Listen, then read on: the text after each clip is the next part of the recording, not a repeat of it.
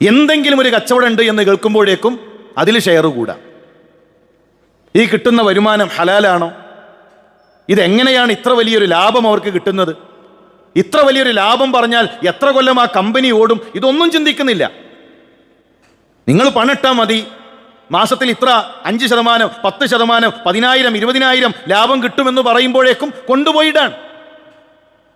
ലാഭം മാത്രം ഓഫർ ചെയ്യുന്ന ഒരു ബിസിനസ് ഇല്ല. ഒരു കച്ചവടത്തിൽ ലാഭവും നഷ്ടവും സഹിക്കണം. എന്നിട്ട് കമ്പനി പൊളിഞ്ഞ് ഷെയർ ചോദിച്ച് നടക്കാൻ. അതെങ്ങനെ നടക്കുക? ബൈഅ എന്ന് പറഞ്ഞാൽ കച്ചവടത്തിൽ പണമിറക്കിയാൽ ലാഭവും നഷ്ടവും സഹിക്കണം. എനിക്ക് മാസത്തിൽ 5,000 രൂപ ഇങ്ങനെ കിട്ടിക്കൊണ്ടേയിരിക്കണം, നഷ്ടം ഞാൻ അറിയില്ല, കമ്പനി പൊളിഞ്ഞാൽ എൻ്റെ ആ ഷെയർ തിരിച്ചു തരണം എന്ന് പറഞ്ഞാൽ അത് അനുവദനീയമല്ല. ആ കച്ചവടം